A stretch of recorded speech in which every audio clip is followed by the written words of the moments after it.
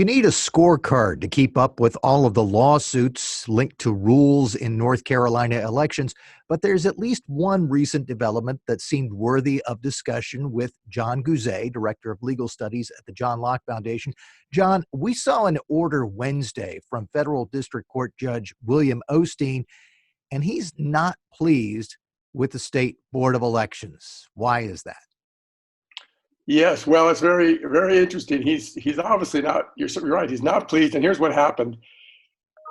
There was a case that came before him in which a group of voters were challenging our absentee ballot laws on various grounds.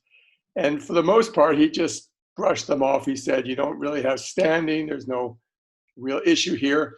But he did, in the end, order an injunction on enforcement of the laws as far as they pertain to the issue of what he called due process. He said that if you've got a problem with your ballot that could be cured, if you made a mistake when you filled it out, you ought to be able to have a chance to correct that mistake.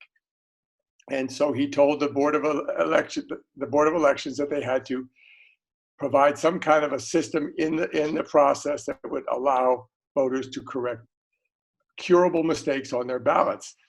But they went a little further than that. They issued a memo that allowed them to get around some of the important protections that are built into the law. One in particular is the requirement for a witness to witness the filing of the ballot. In other words, to put it in its final envelope and sign it as a witness, saying, I saw him put this ballot or her put this ballot in the envelope and return it. So the way the memo is written, that requirement just disappears. You can cure it simply by filling out that affidavit, or I guess now they're calling it a certification that says, I voted, and you don't even have to go back and get a witness to sign anything. He wasn't happy about that. Yeah, let's go ahead and get into some of the details of what Judge Osteen wrote. Going back to the original case that you referenced, you mentioned that he brushed off a lot of the concerns that the voters had, but he didn't just brush it off in a short opinion. He wrote a 188-page opinion with a lot of detail about various findings, and as you said, came up with this idea that while he rejected most of the arguments that the plaintiffs put forward, he did say that if you filled out an absentee ballot and there was some sort of problem with it, you should have the chance to correct that problem. Now, the most recent order, the one that came out this week, was 12 pages long, and it really, to my mind, rakes the State Board of Elections over the coals. Let's start with the first thing, saying that it seems as if Judge Osteen was a little surprised to get documentation from the State Board of Elections in the first place. He said, normally, the compliance with my order, I would only see something if someone was saying there was non-compliance, but the State Board of Elections sent me this information saying that it was reacting to my order, but after I've read it, it looks like it's inconsistent with my order and doesn't follow what I told them to do. Yes, well, I think what's going on here is this. There's another case. In fact, there's two other cases. Well, there's a lot of cases. There's many cases. By my count, at least 9 cases, recent cases involving absentee ballots in North Carolina. And in response to one of them, the State Board of Elections entered into a settlement agreement. They were going to ask a judge to dismiss those cases, in return for which they're going to change the rules in pretty much all the ways the plaintiffs want. And attached to that settlement memorandum were a bunch of memos, including this one, that would give the plaintiffs in this other case what they want, which is no witness requirement. Now, when the Republicans find out about this, a couple lawsuits got filed challenging this collusive, as they call it, a collusive settlement. And in response to those challenges, the Board of Elections said, well, as far as Memo 19 is concerned, that's nothing to do with this settlement. We did that in response to Judge Osteen's August 4th order. So that's come back to bite them, because Judge Osteen has said, well, this is no response to my order. This goes way beyond what I was asking for and beyond what I said ought to happen. And you mentioned the Republicans. It's probably a good point to mention here that the plaintiffs in all of these cases tend to be Democrats and aligned with left of center voting groups. The Republicans that we're talking about are Republican legislative leaders who wrote the election laws. And in fact, on this one witness requirement, they changed a previous state law that required 2 witnesses for an absentee ballot. As part of their COVID-related changes, they said we're going to relax that requirement and have only 1 witness.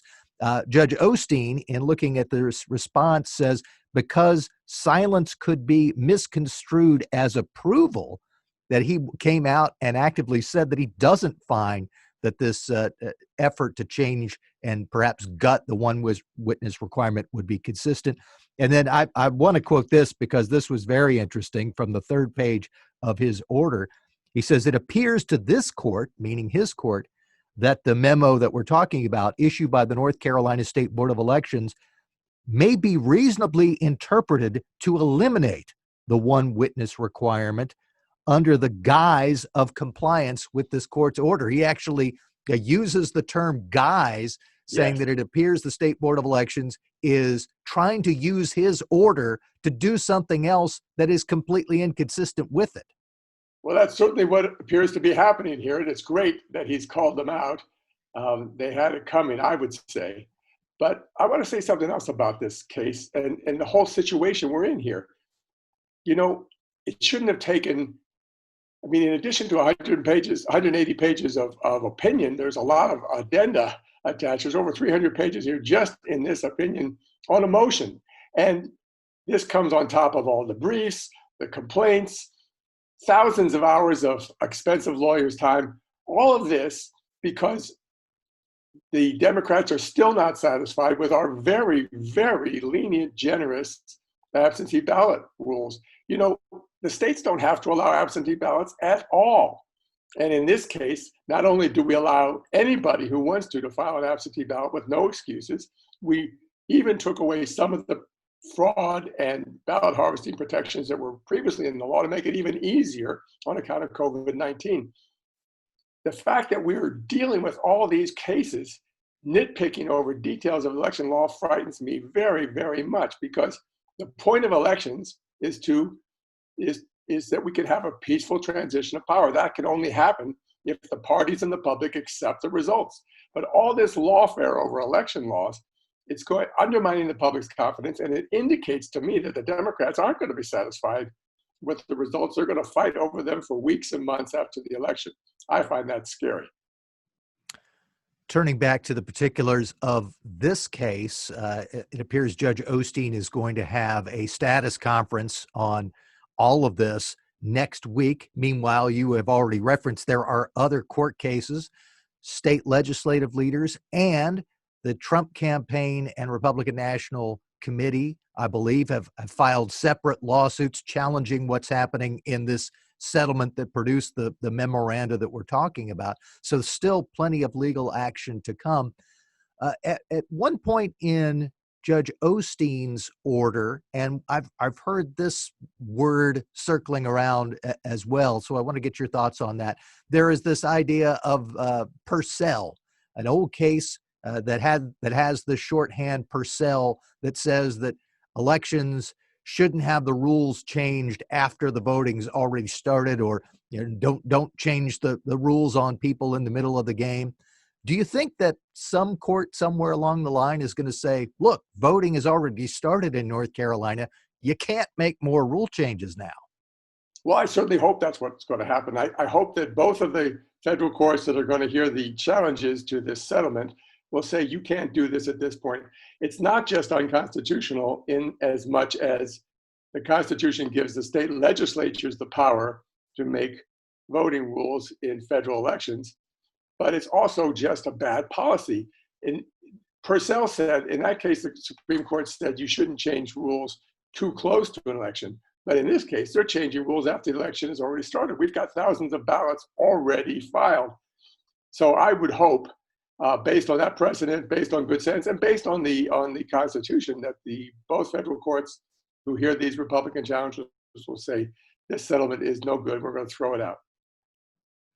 Well, if an election moved smoothly, we probably could make this our last conversation on this topic, but I suspect and fear that we will probably be talking to you again, Jon, about other developments in this issue as we move forward. Jon Guze is Director of Legal Studies at the Locke Foundation. Jon, thanks so much.